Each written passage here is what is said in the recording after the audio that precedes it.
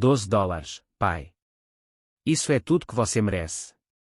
As palavras do meu filho caíram sobre mim como pedras geladas. Ele estava sentado na sala de espera do escritório de advocacia mais caro de Lisboa, com aquele sorriso arrogante que eu tinha aprendido a odiar nos últimos 15 anos. $12 para você pegar o metro de volta para o seu buraco. Ele queria que eu estivesse ali, na leitura do testamento da minha esposa, só para me ver destruído. O que ele não sabia é que Helena, mesmo morta, tinha um último trunfo guardado. E eu era a peça central dele.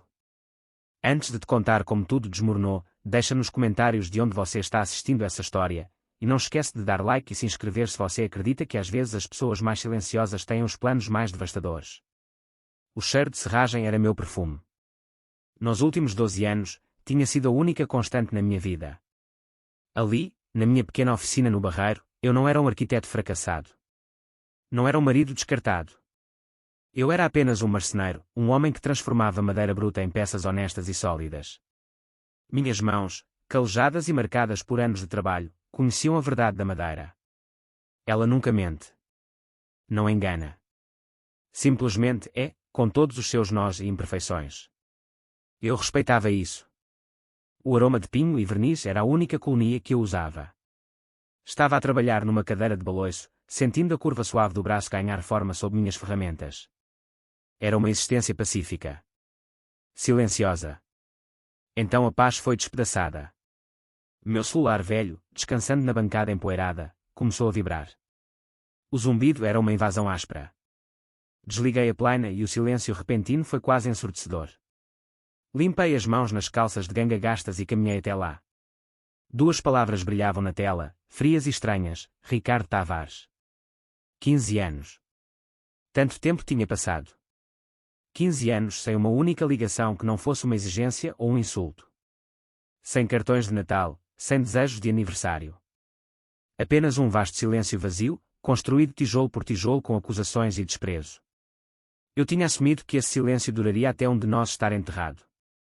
Suponho que eu estava meio certo. Respirei fundo, o ar com gosto de serragem, e abri o telefone. Minha voz saiu rouca, pouco usada. Olá. A voz do outro lado era afiada, cortada, e pertencia a um mundo a milhões de quilômetros da minha oficina. Era a voz do trânsito de Lisboa, de ternos de 1000 euros e relógios Rolex.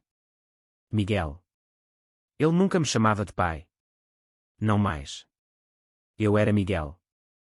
Um nome que ele falava como se fosse uma inconveniência leve, como um fiapo de roupa no casaco. Ricardo. A mãe morreu. Não havia tristeza na voz dele. Sem luto. Ele entregou a frase com o desapego emocional de um leitor de notícias. Semana passada. AVC. Foi rápido. Fiquei ali parado, imóvel, olhando pela janela da oficina para o quintal ensolarado. Uma estranha dormência lavou sobre mim. Helena, morta. As palavras não pareciam encaixar. Ela sempre tinha sido uma força da natureza, um furacão de ambição e criatividade. Brilhante, linda e completamente destrutiva. Pensar nela como simplesmente desaparecida parecia errado. Ele ficou impaciente com meu silêncio. Ouviste? O funeral. Comecei a perguntar, minha garganta seca. Ele me cortou. Já acabou. Não estavas na lista. Agora escuta, é por isso que estou a ligar. O advogado dela exige a tua presença. Leitura do testamento. Sexta-feira, 10 horas em ponto. Escritório Caldo L. Almeida, Avenida da Liberdade. Não te atrevas a chegar atrasado. Não era um convite. Era uma intimação. Uma ordem entregue do alto por um filho que há muito tempo se tinha nomeado rei de um mundo ao qual eu já não pertencia. Finalmente encontrei minha voz, mantendo-a firme. Não tenho razão para estar lá, Ricardo.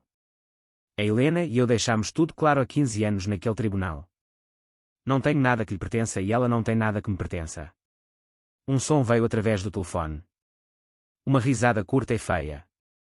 Era um som despido de todo o humor, um ruído de puro desprezo incontestável.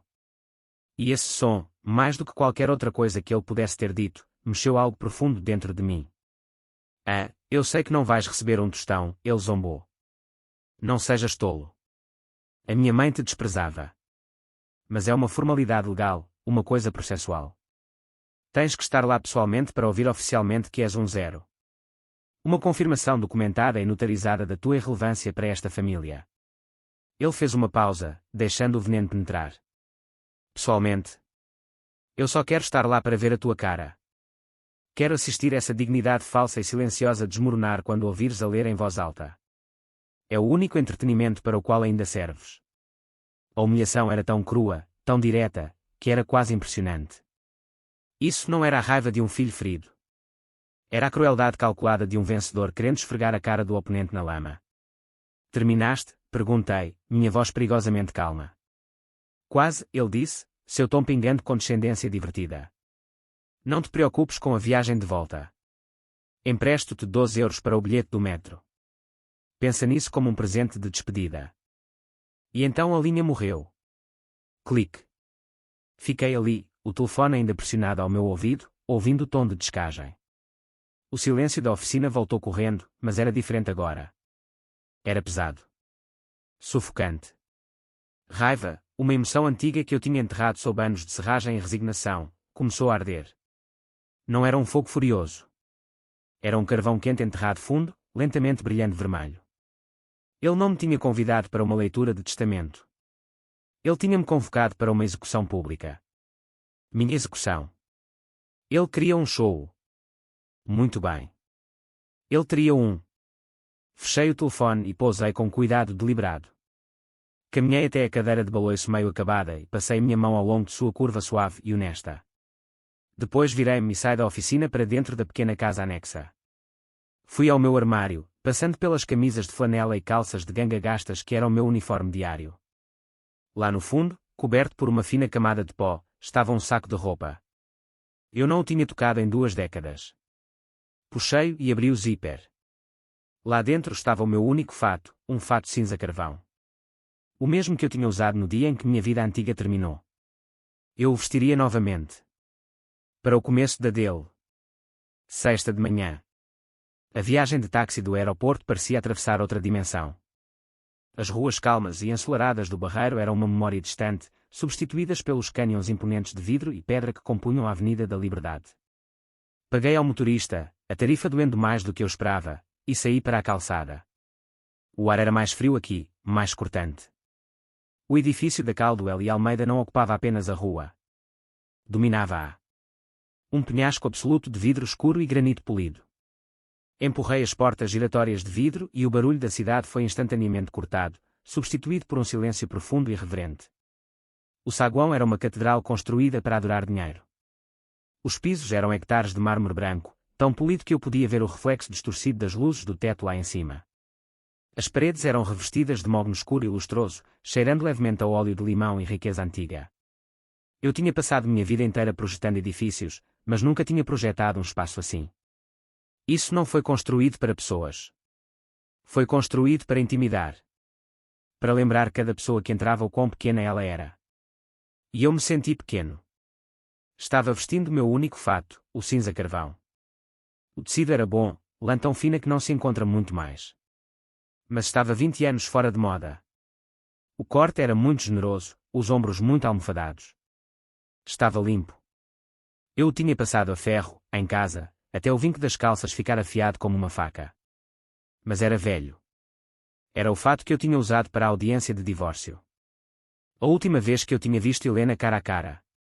A última vez que eu a tinha visto me olhar com algo além de decepção fria, alimentada pelas mentiras que meu filho tinha sussurrado no ouvido dela.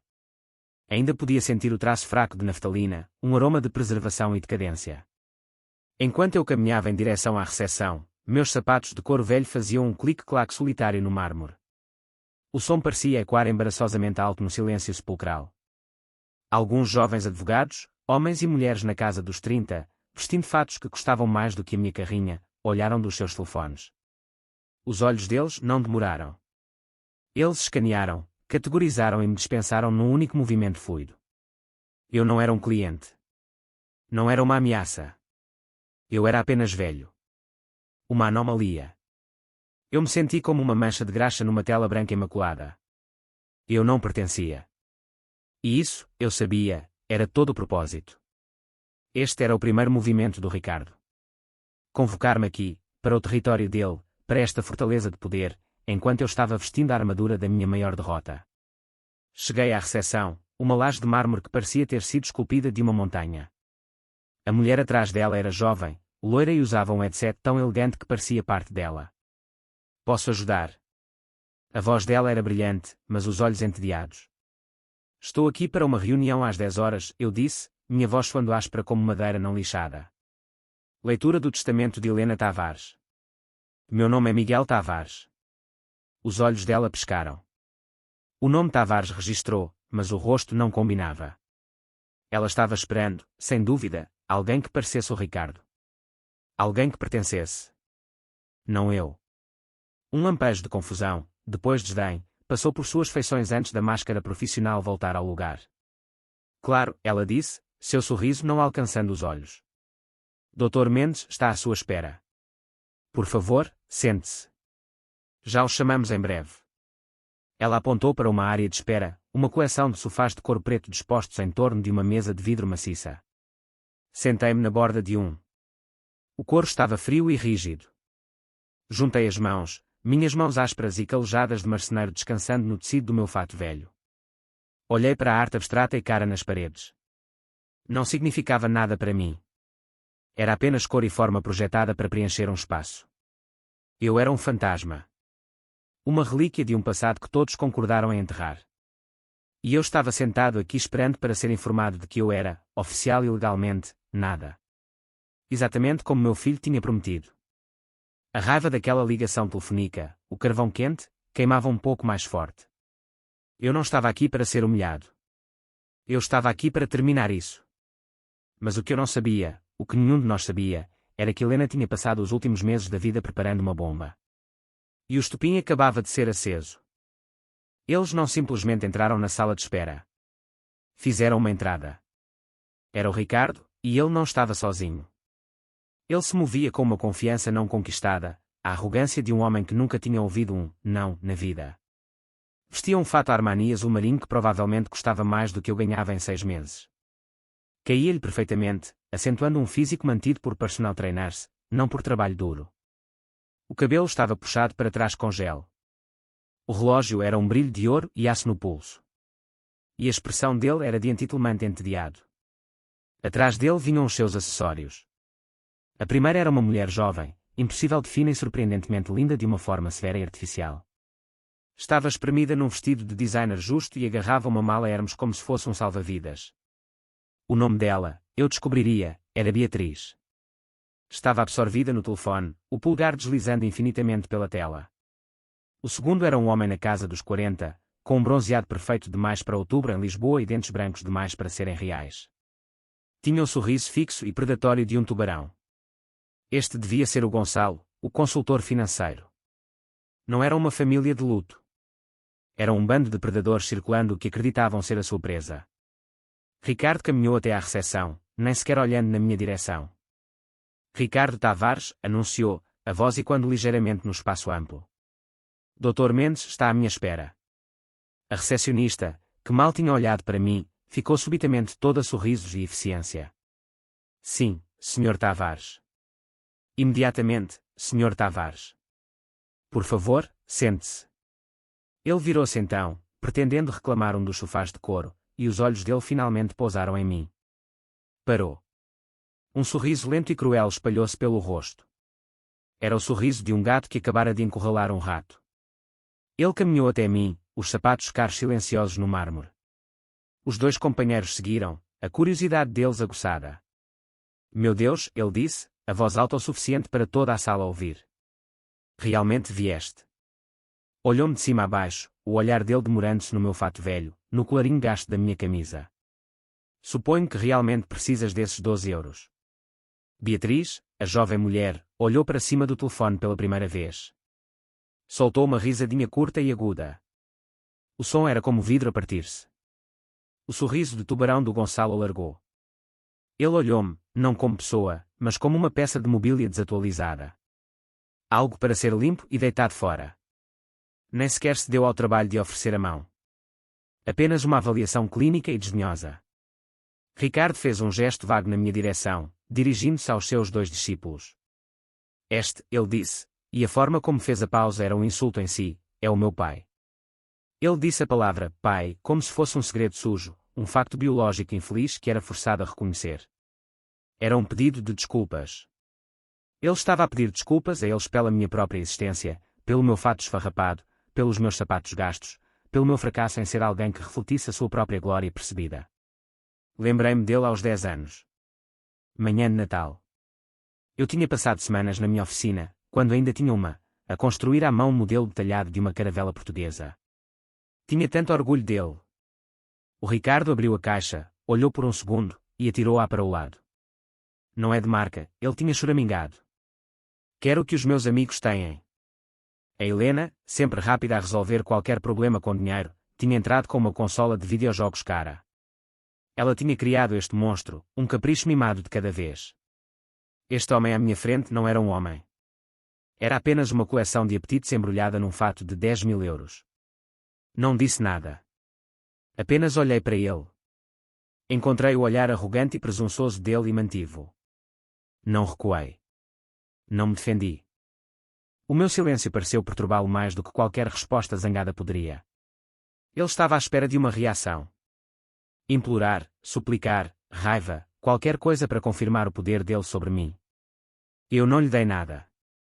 Apenas sentei ali, um fantasma num fato cinza, a assistir ao show que ele estava tão desesperado para produzir. O sorriso dele apertou. Ele não estava a divertir-se tanto quanto tinha planeado. Virou-se, afastando-se de mim, falando com o Gonçalo. Então, a primeira coisa que fazemos é liquidar o portfólio imobiliário em. Foi interrompido pelo som de uma porta de carvalho pesada a abrir-se. Um homem estava na entrada e toda a atmosfera na sala mudou. A temperatura pareceu cair 10 graus. O show estava prestes a começar. O homem que estava na entrada tinha a presença de um juiz. Era alto, na casa dos 60, e usava um fato cinza impecável que falava de autoridade calma, não de riqueza ostensiva. Este era o Dr. Mendes. Tinha o rosto de alguém que já tinha visto tudo, impassível e difícil de ler, com olhos que não apenas te viam. Avaliavam-te, pesavam-te e arquivavam-te. A confiança silenciosa que ele irradiava silenciou instantaneamente a sala. Até o Ricardo pareceu encolher um pouco. O olhar dele varreu a sala, passando pelo Ricardo e o seu séquito como se fossem parte do mobiliário. E então os olhos dele pousaram em mim. Primeiro ele segurou o meu olhar por um momento, e eu vi um lampejo de algo na sua expressão. Não era pena. Era algo mais próximo de compreensão. Ele caminhou na minha direção. Senhor Tavares, ele disse, a voz nivelada e respeitosa. Obrigado por vir. Ele não ofereceu a mão, mas as palavras eram um aperto de mão em si mesmas. Era um simples reconhecimento da minha presença, do meu direito de estar ali. Só então ele se virou para o meu filho. Senhor Tavares, ele disse. O mesmo nome, mas o tom era diferente. Mais frio. Formal. Despido de qualquer calor. O desprezo era tão subtil que um homem menor poderia ter perdido. Mas o mundo inteiro do Ricardo era construído sobre um andaime frágil de status e tratamento especial. O facto de que eu, o pária, tinha sido reconhecido primeiro era um desafio direto à autoridade dele. Vi um lampejo de aborrecimento nos olhos dele, um apertar da mandíbula. Ele tentou cobrir com uma onda de arrogância desdenhosa. Vamos despachar isto, Mendes, ele disparou, a voz afiada de impaciência. Tenho uma reserva no Belcanto para celebrar. Não pretendo chegar atrasado. A expressão do Dr. Mendes não mudou. Ele simplesmente acenou uma vez. Como desejar, ele disse, virando-se e segurando a porta da sala de conferências aberta. Por aqui, senhores. A sala de conferências era tão fria e imponente quanto o saguão, mas com uma camada adicional de finalidade. Uma única mesa maciça de mogno escuro polido preenchia o centro da sala. Era tão refletora que parecia uma piscina escura de água. Janelas do chão ao teto revestiam uma parede, mas não ofereciam uma vista do céu. Apenas um olhar de perto, estéril, para o arranha-céus cinza do outro lado da rua. Era uma sala projetada para executar contratos e esmagar oponentes. O Ricardo naturalmente tomou o assento na extremidade oposta da mesa, a que claramente o marcava como o novo chefe da família. Recostou-se, espalhando os braços amplamente, marcando território. Beatriz e Gonçalo sentaram-se de cada lado dele como uma rainha e um bispo protegendo o rei. Eu tomei um assento perto da porta. Uma reflexão tardia. Estava apenas ali para preencher a cadeira, um requisito legal. Coloquei as minhas mãos calejadas sobre a mesa, um contraste gritante com a madeira perfeita e imaculada. Dr. Mendes caminhou até à cabeceira da mesa. Ele não se sentou. Colocou um documento grosso encadernado em cor sobre a superfície com um baque suave e definitivo. O ar na sala pareceu ficar mais fino. Ele deliberadamente puxou a cadeira, sentou-se e então, com lentidão metódica, enfiou a mão no bolso do peito e produziu um par de óculos simples com aros dourados. Colocou-os, os movimentos precisos, sem pressa.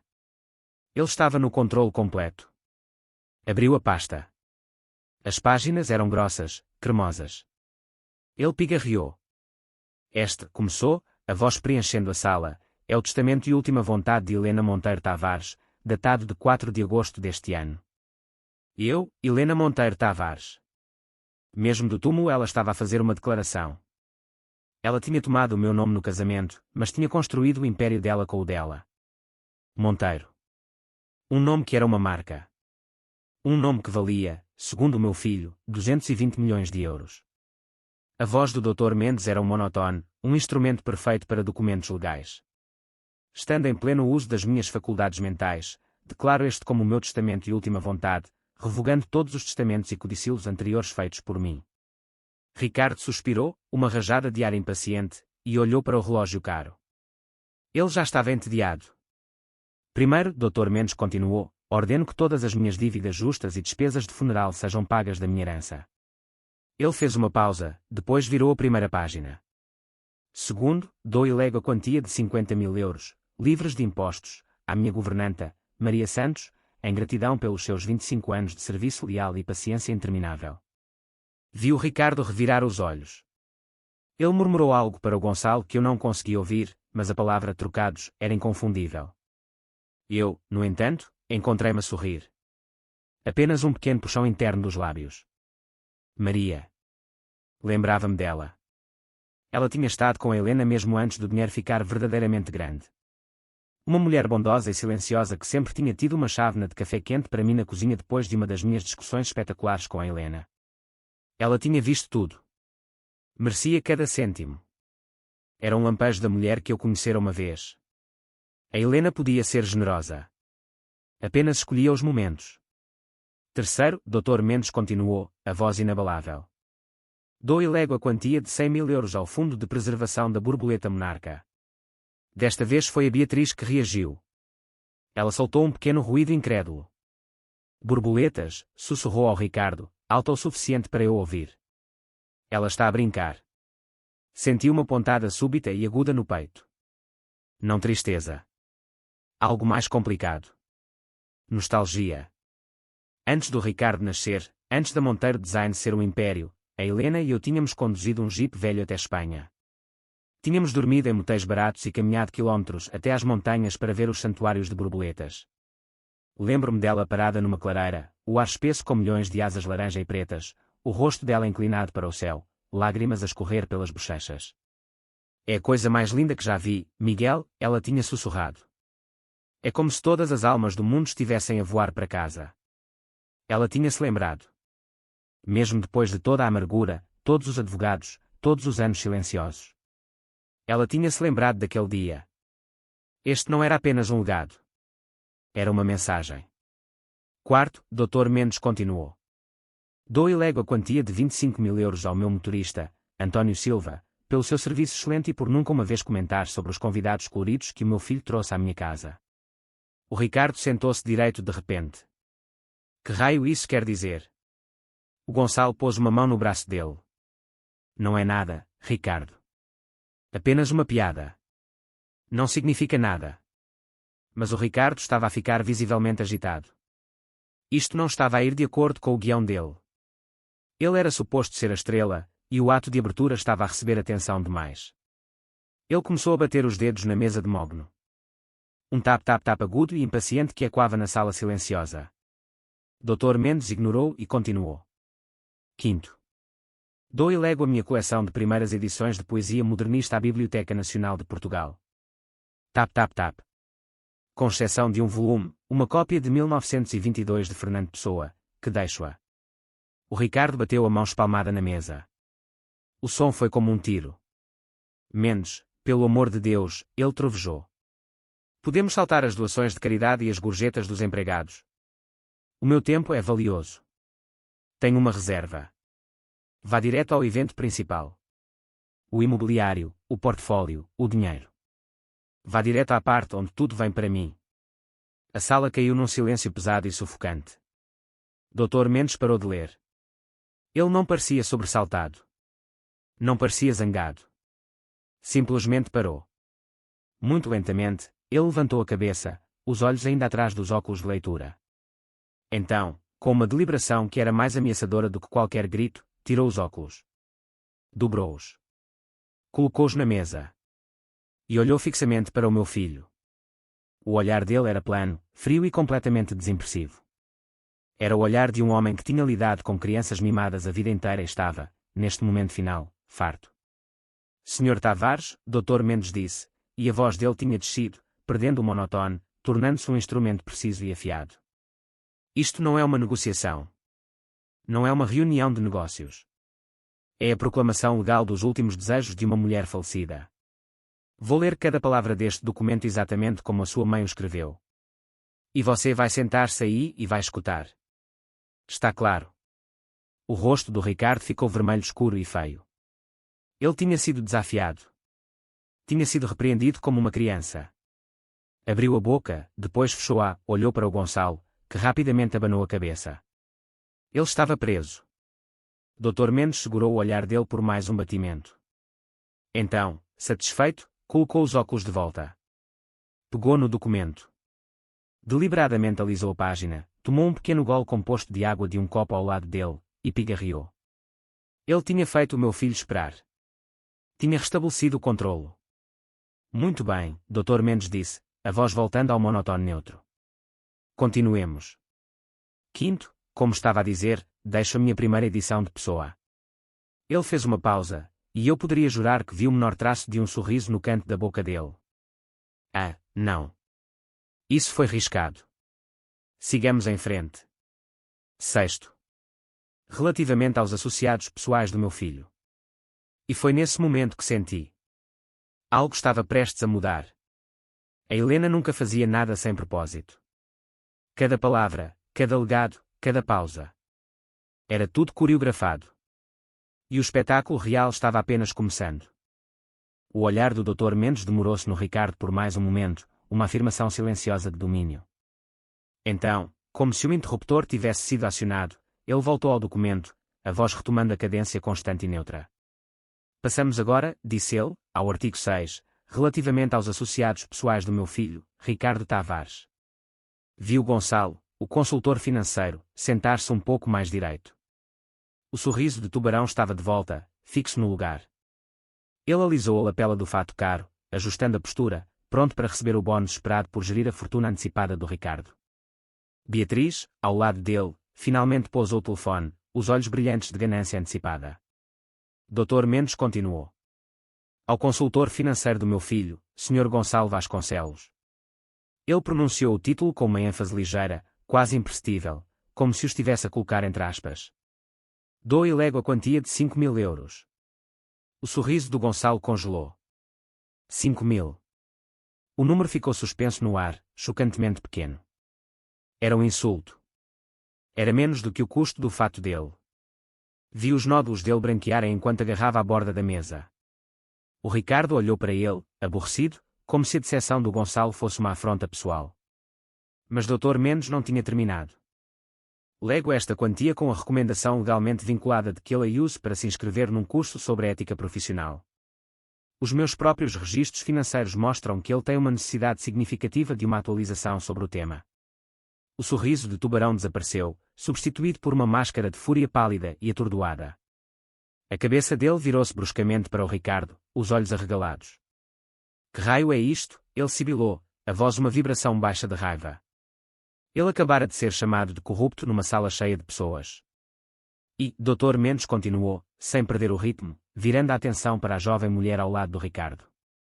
A atual companheira do meu filho, Beatriz Ferreira, deixo-lhe a mala de imitação de alta qualidade que ela tentou trocar pela minha Birkin autêntica no meu closet o mês passado.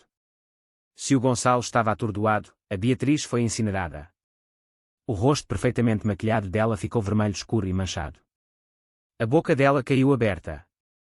Ela não tinha sido apenas insultada. Tinha sido exposta. Exposta como uma ladra comum e mesquinha em frente ao homem que ela estava claramente a tentar apanhar, em frente ao advogado, em frente a mim, o fantasma que ela nem sequer se tinha dado ao trabalho de reconhecer. A louca velha, ela gritou, a voz rachando, toda a pretensão de sofisticação desaparecida. Ela mentiu. Eu nunca. Cala-te. Ricardo rugiu, a voz dele ricocheteando pelas paredes de mogno. Ele não a estava a defender. Estava a silenciar um problema. A imagem cuidadosamente construída dele estava a desmoronar-se. O seu séquito estava a ser desmontado peça por peça pelas palavras de uma mulher morta. Ele estava furioso. Não porque eles tinham sido insultados, mas porque isto estava a demorar demasiado. Isto estava sujo. Isto não fazia parte da celebração da vitória dele. Não importa, ele rosnou para ambos. Não é nada. É uma piada. Quem se importa com uma mala? Quem se importa com 5.000? Virou o olhar furioso de volta para o advogado. Continue, Mendes. Pare de perder tempo com este lixo e vá à minha parte. Sentei-me ali, perfeitamente imóvel. E pela primeira vez em 15 anos, senti uma conexão com a Helena. Esta era a mulher com quem eu tinha casado. Não a vítima que o meu filho tinha pintado, mas uma mulher brilhante, fria e letalmente precisa. Ela não estava apenas a ler um testamento.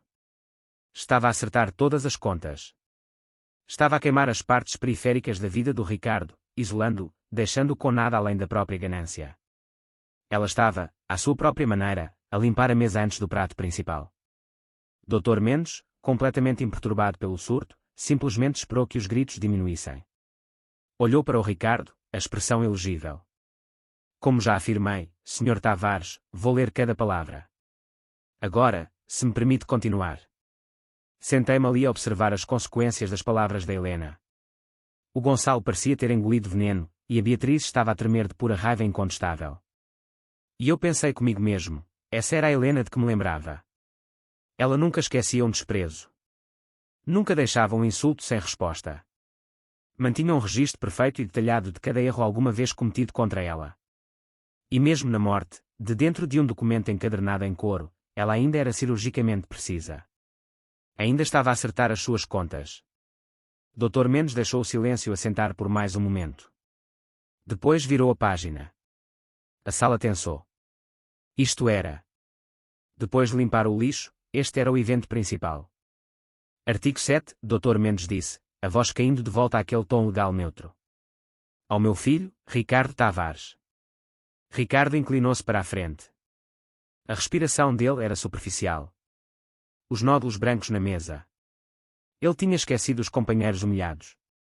Todo o foco dele, toda a ganância, estava agora focada a laser no advogado. Do e lego o apartamento penthouse na Avenida da Liberdade. Um enorme suspiro de alívio escapou do Ricardo. Uma exalação genuína de corpo inteiro. A cor voltou ao rosto dele. Ele sorriu, lançando um olhar triunfante primeiro ao Gonçalo, depois a mim. O penthouse. A joia da coroa. Era dele. E Dr. Mendes continuou. A minha coleção completa de relógios Patek Philippe. O sorriso do Ricardo alargou-se num sorriso. Ele riu, uma gargalhada curta e afiada. Sim, sim, agora estamos a falar. Ele olhou para mim, os olhos brilhando. Ouviste, velho? Os Patek. Todos eles. Dr. Mendes levantou um único dedo, parando a celebração do Ricardo completamente. Contudo, ele disse, e a palavra ficou suspensa no ar como uma lâmina. A coleção de relógios está guardada num cofre seguro localizado dentro do penthouse. A única chave para esse cofre. Dr. Mendes fez uma pausa. Olhou para baixo para o documento, depois levantou o olhar, os olhos encontrando os meus do outro lado da longa extensão da mesa de mogno. Confiei ao seu pai, Miguel Tavares. O silêncio que se seguiu foi absoluto. Era tão completo que eu conseguia ouvir o zumbido fraco do ar-condicionado. Beatriz e Gonçalo, perdidos nas próprias humilhações momentos antes, viraram as cabeças bruscamente na minha direção. O Ricardo apenas olhou fixamente. O rosto dele, que tinha estado corado de vitória, ficou pálido. O sorriso dele dissolveu-se. O quê? A voz dele era baixa, incrédula. O que acabaste de dizer? A chave, Sr. Tavares, foi confiada ao seu pai. Ricardo bateu as mãos na mesa e levantou-se, a cadeira raspando violentamente atrás dele. O quê? Do que estás a falar? Isto é uma piada. Uma piada doentia. Ele apontou um dedo trêmulo para mim. Ele? Ele não a vê há 15 anos. Ele nem sequer sabe onde ela vivia. Ele é um ninguém. Todos os olhos na sala estavam em mim. E eu estava tão atordoado quanto ele. Uma chave. A Helena tinha-me dado uma chave. O que é que isto significava? Era outro dos jogos dela. Outra forma de torcer a faca, mesmo do túmulo. Eu não tinha chave nenhuma. Não fazia ideia do que qualquer um deles estava a falar. Apenas sentei ali, o fantasma no fato cinza, de repente, e muito desconfortavelmente, o centro da atenção de todos. O meu filho estava a gritar. O rosto dele era uma máscara de incredulidade e raiva. Mas eu não estava realmente naquela sala fria de mogno. Enquanto o Dr. Mendes remexia os papéis, o som do papel grosso e cremoso deslizando contra si mesmo parecia puxar-me para trás. De volta através de 15 anos de raiva e silêncio para um tipo diferente de crise. Eu não estava em Lisboa. Estava na nossa casa antiga em Sintra. Era 2008. Eram 3 da manhã e a casa estava escura exceto por uma única luz no escritório em casa da Helena. Encontrei-a ali. Não a chorar, mas pior. Ela estava apenas sentada, a olhar para uma parede de folhas de cálculo, o rosto pálido e completamente vazio. Parecia partida. Monteiro Designs, a empresa que era a vida dela, a paixão dela, a identidade inteira dela, estava a sangrar. Estava à beira do colapso total e catastrófico. Ela tinha-se estendido demais, despejando milhões num projeto de resort de luxo no Algarve. Tinha confiado nos parceiros errados. O negócio inteiro estava construído sobre uma fundação de licenças más e areia movediça. E agora tudo tinha desmoronado. Os bancos estavam a chamar os empréstimos. Os investidores dela estavam a ameaçar processá-la até ao esquecimento. Ela estava a enfrentar não apenas falência, mas desgraça. Lembro-me de me sentar ao lado dela naquele escritório escuro, a tela do computador lançando sombras fantasmagóricas no rosto dela. Acabou, Miguel, ela tinha sussurrado, a voz oca. Tudo o que construí. Foi-se tudo. Vão tomar a casa. Vão tomar tudo. Ela não tinha apenas medo de ser pobre. Nós tínhamos sido pobres antes, quando começamos. Ela estava aterrorizada de ser uma falhada, de ser vista como tola. O mundo inteiro dela estava construído sobre a reputação dela como uma mulher de negócios brilhante e infalível. E agora essa reputação estava prestes a ser publicamente executada.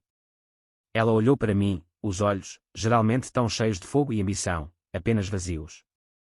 Estão a falar de negligência criminal, ela tinha dito, as palavras mal audíveis. Estão a dizer que eu os enganei. Olhei para a mulher que era minha esposa, a mãe do meu filho, a mulher brilhante, exasperante e apaixonada que eu amava. E soube naquele momento que ela estava a afogar-se. E estava prestes a puxar todos nós com ela. A memória de 2008 solidificou-se, nítida e agonizante. A Helena sentada no escritório dela, completamente partida. Ela não apenas parecia partida. Estava partida. Durante uma semana, a nossa casa foi um túmulo. Os telefones tocavam sem parar, chamadas de banqueiros zangados e investidores traídos. A Helena simplesmente deixava-os tocar. Parou de comer. Parou de dormir. Apenas ficava sentada no escritório, a olhar para os dados financeiros da empresa no ecrã do computador, a assistir aos números sangrarem no mar de vermelho. Ela estava paralisada. Estava a afogar-se. E então, cerca de uma semana depois deste pesadelo vivo, uma mão estendeu-se. Não veio de um banco.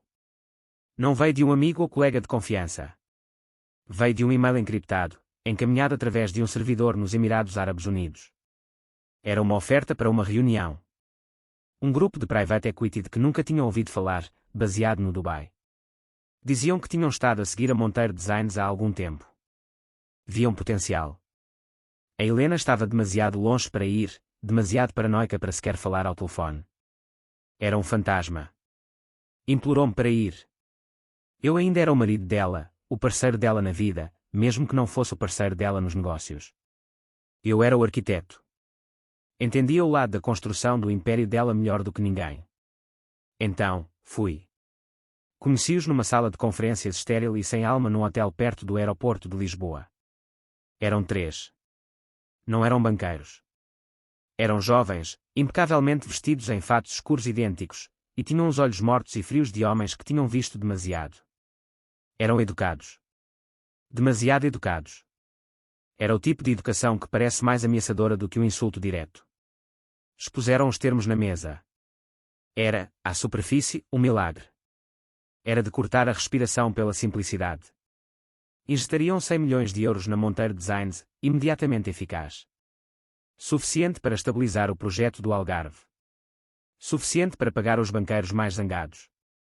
Suficiente para silenciar os processos que estavam a ameaçar acusações criminais. Era um resgate total. Sentei-me ali, atordoado. Em troca, perguntei, a voz cautelosa, o que querem em troca? O negociador principal, um homem com um sotaque britânico fraco, apenas deslizou uma pasta fina encadernada em cor pela mesa. Somos investidores, Sr. Tavares. Simplesmente queremos investir em projetos futuros. Acreditamos na marca Monteiro.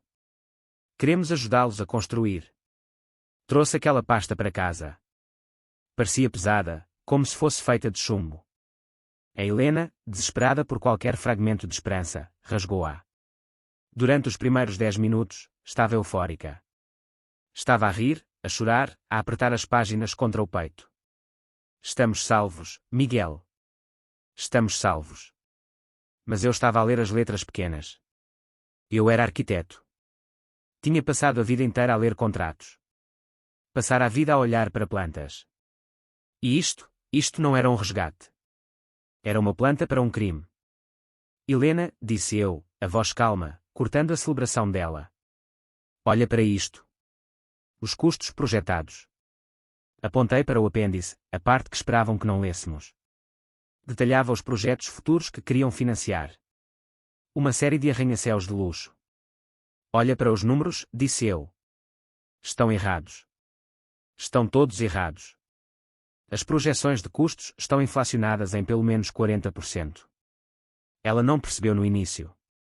Estava demasiado cegada pela tábua de salvação de 100 milhões de euros. E então, disse ela, acenando com a mão. Estão a pagar demais. O problema é deles, não nosso. Não, disse eu, e um pavor frio estava a rastejar pela minha espinha. É assim que funciona. É o objetivo. Não é um investimento, Helena. É uma máquina de lavar. O sorriso no rosto dela tremeu. Do que estás a falar? Dão-nos 100 milhões em capital limpo agora, expliquei, a voz plana. Salva a empresa. Torna-nos inteiros.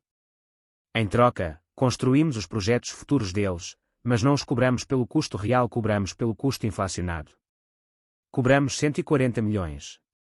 Pagamos às empresas fantasma deles, aos fornecedores deles nas Ilhas Caimão, aqueles 40 milhões extra. Pegamos no dinheiro sujo deles e tornamo-o limpo. Fazemos-o parecer pagamentos de construção legítimos. Bati na página de assinatura. Não estão a investir, Helena. Estão a lavar dinheiro. E querem usar a tua empresa, o teu nome, como detergente. A cor drenou do rosto dela. Ela finalmente, verdadeiramente, compreendeu. Tinha passado a vida inteira, a alma inteira, a construir o nome Monteiro num símbolo de luxo, qualidade e integridade. E estes homens iam usá-lo para lavar o dinheiro de sangue deles. Não, ela sussurrou.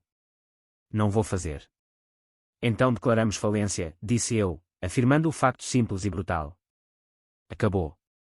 Não, ela gritou. A palavra rasgou-se da garganta dela.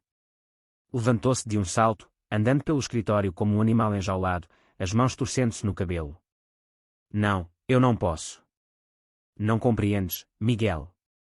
Ela agarrou a frente da minha camisa, as unhas enterrando-se no meu peito. Se declararmos falência, vão investigar. Vão fazer uma auditoria forense. Vão encontrar a confusão do Algarve. Vão dizer que fui negligente. Vão dizer que cometi fraude. Os olhos dela estavam selvagens de terror. É melhor do que isto, Helena, supliquei. Isto é uma empresa criminosa. Isto é a máfia ou pior. Não me importo, ela gritou. E então apenas desmoronou. Ela não desmaiou. Apenas desabou sobre o tapete persa caro. A força dela desaparecera. Não era uma CEO. Não era uma construtora de império. Era apenas uma mulher aterrorizada e encurralada. Miguel, ela chorou, a voz abafada pelo tapete. Por favor, por favor. Não posso ir para a prisão. Não posso. Ela olhou para cima para mim, o rosto uma ruína de rímel e terror. Não posso perder a empresa, ela sussurrou, a voz rachando. Não posso. Sou eu. É tudo o que sou. Se perder a Monteiro Designs, não sou nada. Sou apenas nada. Ela agarrou a minha mão, a dela gelada. E o Ricardo, ela engasgou. O que dizer do Ricardo? Ele está na Universidade de Coimbra. Está no topo do mundo. Queres que ele seja o filho de uma condenada? De uma falhada falida? Ele vai ser humilhado. Vai-me odiar. Vai nos odiar. Por favor, Miguel, tem que haver uma maneira. Por favor. Ela estava histérica. Estava certa. Estava presa. Se recusasse o negócio, seria arruinada e presa por fraude. Se aceitasse o negócio, seria arruinada e presa por lavagem de dinheiro. Tinha construído a própria prisão. Fiquei ali parada a observá-la desmoronar-se. Esta mulher brilhante, determinada e impossível. A mulher que tinha construído o império do nada. A mulher que também, às vezes, estava tão cegada pela própria ambição que não conseguia ver a beira do penhasco até já estar sobre ele. Olhei para os contratos na secretária. Olhei para as plantas dos condomínios falsos. Eu era arquiteto. Conhecia este mundo. Sabia como estes negócios eram estruturados. Sabia como esconder custos. Sabia como criar empresas fantasma para fornecimentos e mão de obra. Sabia como construir as paredes de proteção legais, como compartimentar um projeto para que a sujidade não se espalhasse. Conseguia ver um caminho. Um único caminho terrível e perigoso. Uma forma de fazer o que eles queriam, mas manter o nome dela, a assinatura dela, o rosto público dela limpo. Ela implorou de novo. Miguel, por favor, o que vamos fazer? Olhei para ela, a mulher que tinha amado, a mãe do meu filho. E tomei a escolha. A escolha que definiria o resto da minha vida. A escolha que salvaria a empresa dela, ao fazê-lo, me destruiria. Estendi a mão e puxei-a de pé. Segurei-a pelos ombros. Disse eu. A minha voz estava calma. Era a calma sobrenatural de um homem que acabara de aceitar o seu destino. Para de chorar. Vai para o quarto. Vai para a cama. Ela olhou para mim, os olhos arregalados e confusos. O quê? Não vais ter parte nisto, disse eu, a voz firme. Não vais assinar estes papéis. Não vais ter estas reuniões. Não vais estar nestes e-mails. Vais focar-te em design. Vais focar-te em salvar a face pública da empresa. Vais fazer o que fazes melhor. Um minúsculo lampejo desesperado de esperança acendeu-se nos olhos cheios de lágrimas dela. Mas o negócio, o dinheiro, os contratos. Virei-me dela e caminhei até à secretária. Peguei na pasta pesada encadernada em couro. Olhei para a página de assinatura, a destinada a ela, a presidente CEO da Monteiro Designs. Deixa-me tratar disto, disse eu. E foi o que fiz. Tornei-me um fantasma. Tornei-me um fantasma. Enquanto a Helena voltava a ser a face da Monteiro Designs, a frequentar galas e a aprovar amostras de tecidos, eu mudei-me para as sombras. Tornei-me o intermediário. Fui eu quem voou para Zurique, para o Dubai, para as Ilhas Caimão. Fui eu quem se sentou em salas de hotel estéreis a negociar calendários de pagamento com homens que não tinham sobrenomes.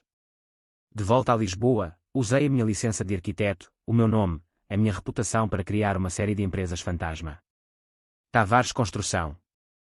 Tavares Gestão de Projetos. Tavares Fornecimento Arquitetónico. Construí um labirinto de entidades legais. Uma parede de proteção complexa projetada para um propósito, impedir que a sujidade alguma vez chegasse à Helena. O resgate de 100 milhões de euros chegou. A Monteiro Designs foi salva. Os banqueiros foram pagos. Os processos desapareceram. A Helena foi celebrada nas páginas financeiras como um gênio que tinha resistido à tempestade. E então a segunda parte do negócio começou. A lavagem. Fui eu quem assinou os contratos de construção inflacionados. Fui eu quem aprovou as transferências bancárias para contas anónimas. Fui eu quem pessoalmente supervisionou a criação de faturas fraudulentas, certificando que milhões de euros de mármore italiano ou aço alemão tinham sido entregues em obras quando na verdade nada tinha chegado além de um recibo bancário. Era bom nisso. Aterradoramente bom. A minha mente de arquiteto, tão habituada a construir estruturas sólidas e reais, era igualmente hábil a construir estruturas ocas e falsas. Durante 2 anos, vivi uma vida dupla. Era um arquiteto respeitado de dia e um lavador de dinheiro de alto risco à noite. Salvei a empresa dela. Salvei o nome dela. Salvei-a da prisão. Mas não se pode mover tanto dinheiro sujo sem alguém notar. O FBI não veio pela Helena. Nem sequer sabiam que ela estava envolvida. Vieram por mim. Não chutaram a porta. Foi silencioso. 2 homens de fato escuro à minha espera no meu escritório numa manhã. Expuseram tudo. Tinham as transferências bancárias. Tinham as fotos de vigilância das minhas reuniões no aeroporto. Tinham-me completamente. Ofereceram-me um acordo. Diga-nos para quem está a trabalhar, disse o agente principal. Dê-nos a organização. Dê-nos as pessoas no Dubai. Dê-nos o verdadeiro beneficiário deste esquema. Olhei para o ficheiro na mesa. O meu nome estava em cada página. O da Helena não estava em lado nenhum. Tinha feito o meu trabalho demasiado bem. Tinha uma escolha. Podia dar-lhes a Helena. Podia contar toda a história. Como ela estava aterrorizada. Como ela me tinha implorado. Como eu tinha feito tudo para a salvar e ao nosso filho da ruína. Eles podiam ter sido lenientes. Podiam ter compreendido. Ou podia levar a culpa. Pensei na Helena, aterrorizada e partida no chão do escritório. Pensei no Ricardo na Universidade de Coimbra, com todo o futuro pela frente. Um futuro construído sobre o império reluzente da mãe dele. Um império que agora era tecnicamente financiado por criminosos.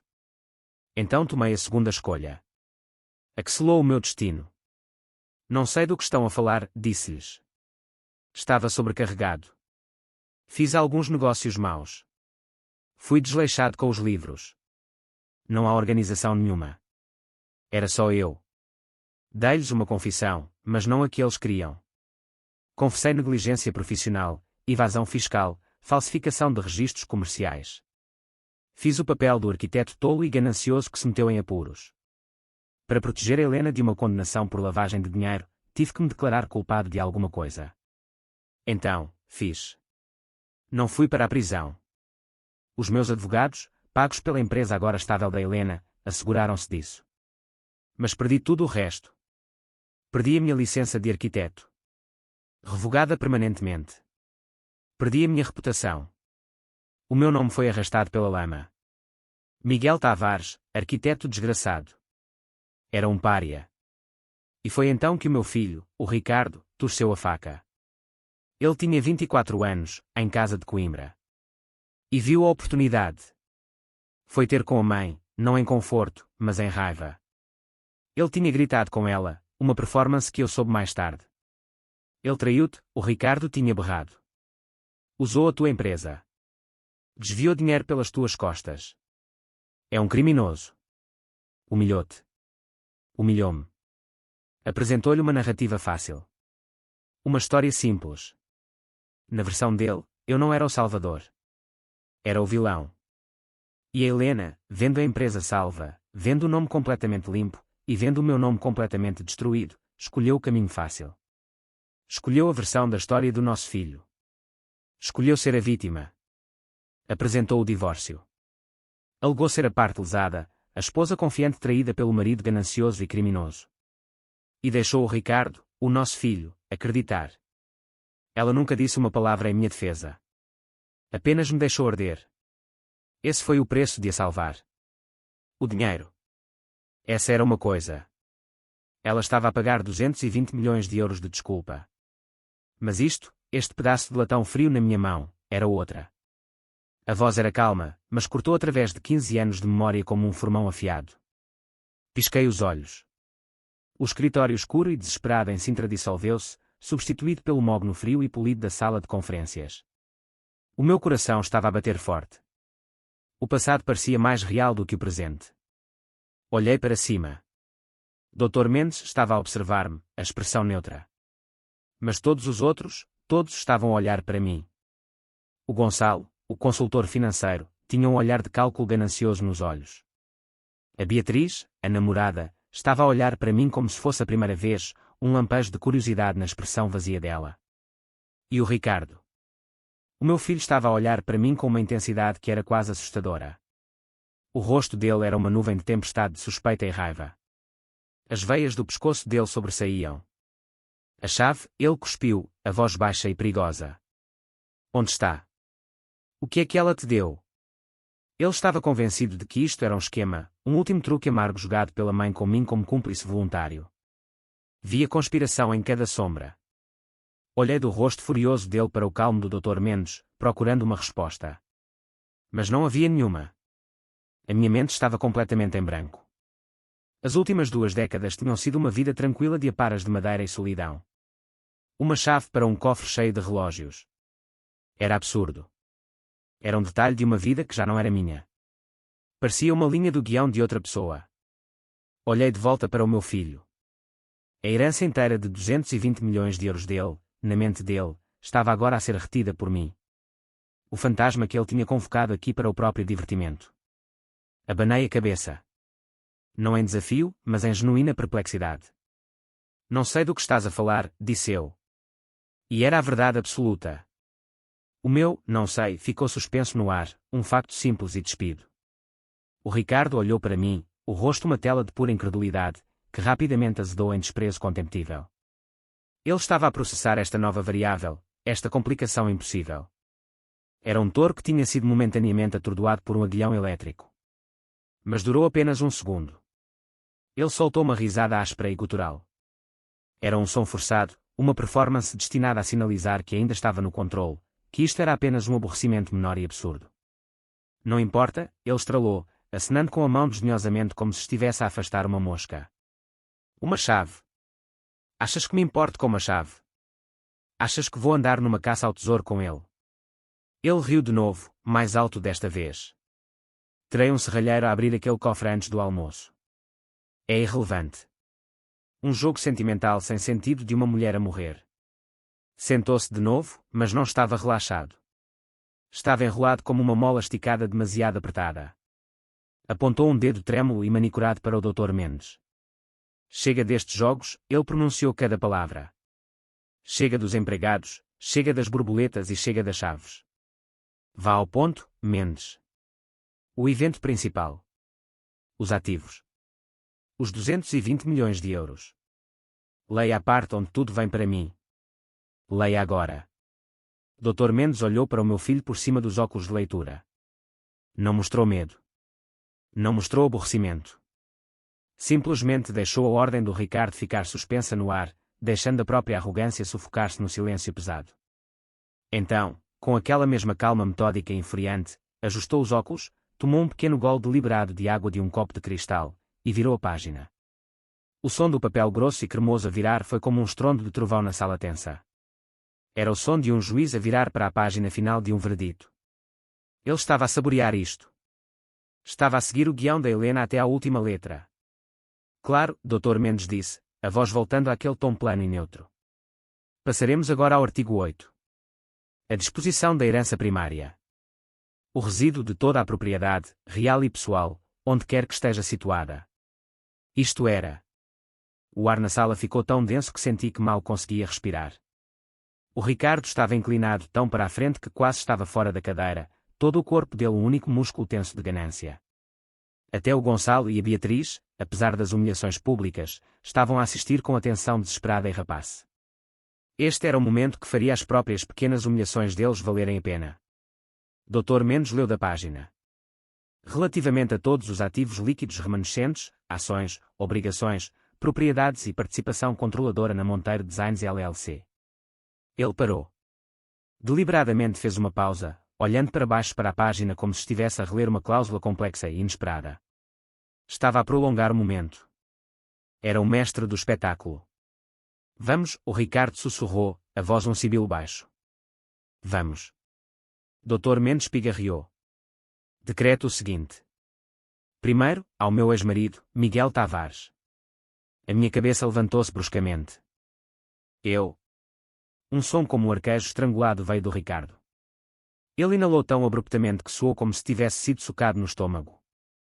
O rosto dele, que tinha estado pálido de antecipação, ficou rígido.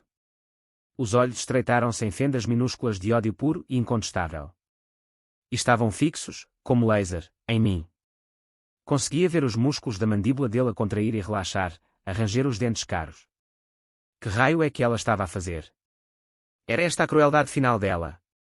Dar-me alguma quantia pequena e insultante, uns milhares, só para esfregar o nariz dele nisso uma última vez antes de lhe dar o resto.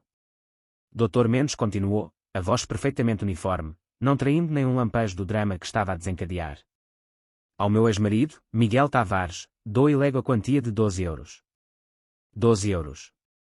As palavras apenas ficaram ali suspensas. Não era um insulto. Era uma execução pública. Era uma piada.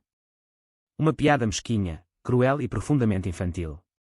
Mas Dr. Mendes não tinha terminado. Leu a parte final da cláusula, a parte que torceu a faca e a trancou no lugar. 12 euros, em moeda corrente, a ser pago em dinheiro. Isto é para cobrir o custo da viagem de metro de volta para onde quer que ele tenha vindo. Uma viagem que o meu filho Ricardo certamente será bondoso o suficiente para lhe sugerir.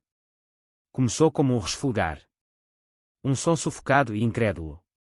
Então a barragem do autocontrole dele não apenas quebrou, evaporou-se. Uma risada enorme, rugidora e guinchadora, explodiu do peito do Ricardo. Não era um som de humor. Era um som de triunfo puro e incontestável. Era um som de tal alegria maligna e profunda que fez o ar na sala fria parecer doentio. Ele disparou da cadeira, o corpo tremendo com a força da risada. Apontou para mim, o dedo tremendo, o rosto ficando vermelho carmesim escuro e manchado. Estava a chorar. Lágrimas reais de alegria maliciosa a escorrer pelas bochechas. 12 euros, ele rugiu. As palavras ricochetearam pelas paredes. 12 euros. Dobrou-se, batendo a mão na mesa de mogno impecável. Meu Deus, 12 euros.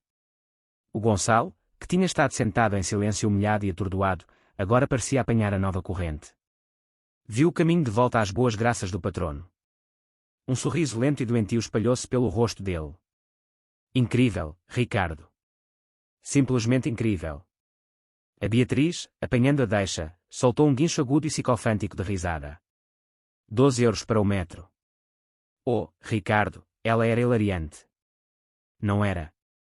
O Ricardo uivou, endireitando-se, o peito inchado de vitória. Era um performer, e finalmente tinha a audiência de volta.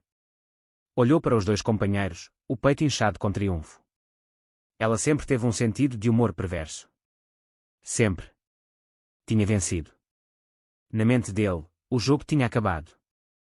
Os insultos aos amigos eram apenas aperitivos. A confusão com a chave era uma tangente sem sentido. Isto era a piada final. Este era o momento que ele estava à espera. Tinha sido pública, legal e financeiramente declarado o vencedor. E eu tinha sido pública, legal e financeiramente declarado nada. Menos que nada. Uma piada de 12 euros. A risada dele finalmente diminuiu, descendo para uma risadinha baixa e presunçosa. Ajustou os punhos do fato Tom Ford, um gesto de controle absoluto restaurado. Era o rei de novo. Virou o olhar para mim, e todos os traços de humor desapareceram, substituídos por uma satisfação fria e reptiliana. Um sorriso escuro e maligno brincou nos lábios dele. Bem, ele disse, a voz pingando de piedade falsa. É isso, suponho. Ele caminhou à volta da mesa, um predador a circular a matança, e parou a poucos metros de mim. Olhou-me de cima a baixo, os olhos cheios de um desgosto tão profundo que era quase tangível. Acabou, velho. Ouviste? 12 euros. Ele enfiou a mão no bolso do fato de 10.000 euros e tirou uma carteira de pele de crocodilo fina. Fez um espetáculo de abrir, os movimentos lentos e deliberados. Sabes que mais, ele disse, a voz um sussurro confidencial e zombeteiro baixo. 12 euros é um pouco insultuoso. Aqui. Tirou uma nota de 20 euros e atirou-a à mesa na minha frente. A nota deslizou pela madeira polida e parou mesmo à frente das minhas mãos. 20. Não digas que nunca te dei nada. E olhou fixamente para mim, desafiando-me a reagir, desafiando-me a gritar, a chorar, a pegar no dinheiro. Não fiz nada disso. Apenas sentei ali. Olhei para a nota de 20 euros. Olhei para o rosto presunçoso e vitorioso dele. E esperei. Porque eu conhecia a Helena.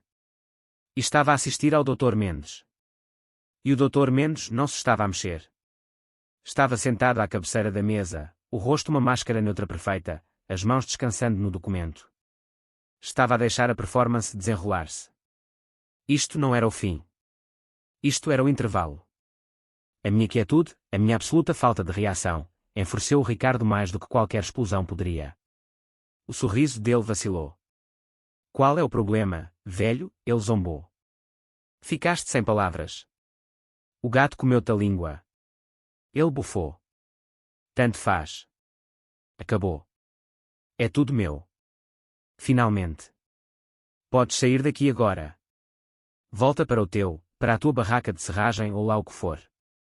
E não te esqueças do dinheiro do metro. Virou as costas para mim, um ato final de desprezo. Caminhou de volta para a cadeira dele, batendo no Gonçalo no ombro tão forte que era quase um soco. Certo. Belcanto. Vou comprar a lista inteira de champanhe. Mendes, ele chamou por cima do ombro, nem sequer olhando para o advogado. Manda a tua assistente enviar os papéis para o meu escritório para eu assinar. Acabei aqui. Virou-se para sair, um rei a sair da própria coroação. Senhor Tavares. A voz cortou o ar como uma lâmina de gelo. Não era alta, mas tinha um núcleo de aço absoluto. Parou tudo. Parou o Ricardo nas faixas, o casaco dele meio vestido, um pé já virado para a porta. Virou-se de volta, o rosto ridente e triunfante dele lentamente endurecendo. O quê? Dr. Mendes ainda estava sentado. Não se tinha mexido uma pulgada. Estava a olhar para o Ricardo. E a expressão dele já não era neutra. Era fria. Por favor, sente-se. O sorriso no rosto do Ricardo não apenas desvaneceu. Foi limpo como se fosse por um solvente. O sangue drenou do rosto dele, deixando as manchas vermelhas manchadas da risada parecendo queimaduras. O que disseste? Ele sussurrou, a voz subitamente. Eu disse, Dr. Mendes repetiu, a voz perigosamente calma, sente-se. Não terminei de ler. A verdade, Ricardo, é esta. Há 15 anos, a Monteiro Designs estava à beira do colapso total. Eu tinha tomado decisões terríveis e imprudentes. Estava a enfrentar não apenas falência, mas acusações criminais. Ia perder tudo. A casa, a empresa, o meu nome. Ia para a prisão. Dr. Mendes leu sem parar, implacável. Deram-nos uma saída. Um acordo com investidores obscuros. Um acordo que salvaria a empresa, mas exigia que lavássemos o dinheiro deles através das operações. Estava encurralada. Se dissesse não, ia para a prisão por fraude. Se dissesse sim, eventualmente iria para a prisão por lavagem de dinheiro. Era uma cobarde. Desmoronei-me. E então o teu pai interveio. Fechei os olhos. Estava de volta àquele escritório escuro. A Helena no chão a implorar. O teu pai, o homem que passaste 15 anos a chamar de criminoso, fez uma escolha de me proteger. De te proteger. Assumiu o acordo. Colocou o próprio nome, a própria carreira, a própria licença em risco. Criou as empresas fantasma. Teve as reuniões obscuras. Tratou das transferências bancárias. Fez o trabalho sujo para que o meu nome, o nome Monteiro, pudesse permanecer limpo. A voz do Dr. Mendes era implacável. Ele canalizou todo o risco para si próprio. Construiu uma parede de proteção legal à minha volta, à volta da empresa.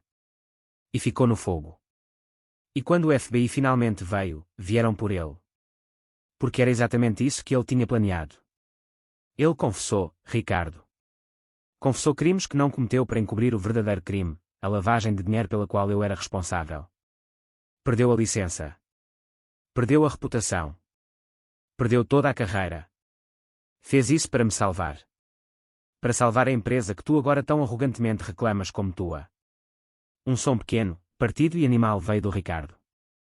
E o que é que eu fiz? Dr. Mendes leu, a voz caindo. Escutei-te. Disseste-me que ele era um criminoso. que nos tinha humilhado. E eu, na minha vergonha e cobardia, concordei. Divorciei-me dele, abandonei-o, deixei-te, nosso filho, tratá-lo como lixo porque tinha medo de que se alguma vez soubesses a verdade, me olharias com o mesmo desprezo que tinhas por ele. Portanto, esta fortuna de 220 milhões de euros que estavas tão ansioso por reclamar, existe por uma razão e apenas uma. Existe porque o teu pai, Miguel Tavares, a salvou. Tu nunca trabalhaste um dia real na tua vida. Nunca construíste nada. Nunca sacrificaste nada. És apenas um parasita. Uma criatura de apetite, vivendo dos restos da honra dele. O silêncio era absoluto.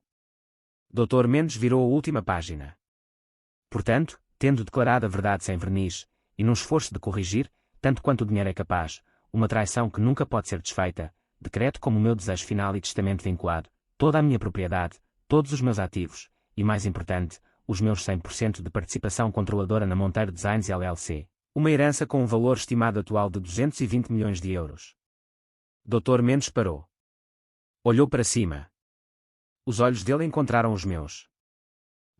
Lego e deixo ao meu ex-marido, Miguel Tavares. O Ricardo fez um som. Não era uma palavra. Era apenas um lamento quebrado. E ao meu filho Ricardo, deixo-lhe precisamente o que ele tão atenciosamente ofereceu ao pai. 12 euros. Para o metro de volta. Dr. Mendes fechou o documento. A chave, Sr. Tavares, ele disse calmamente, nunca foi sobre relógios. Foi o teste final da sua mãe. Para ver se havia alguma parte de si que pudesse ser redimida. Falhou. O Ricardo não gritou. Não protestou. Apenas ficou sentado, destruído, enquanto o Gonçalo e a Beatriz fugiram da sala. Olhei para as minhas mãos calejadas. 220 milhões de euros. Não era um presente. Era uma corrente. Mas também era algo mais. Era o meu nome de volta. Era a verdade. E pela primeira vez em 15 anos, conseguia respirar.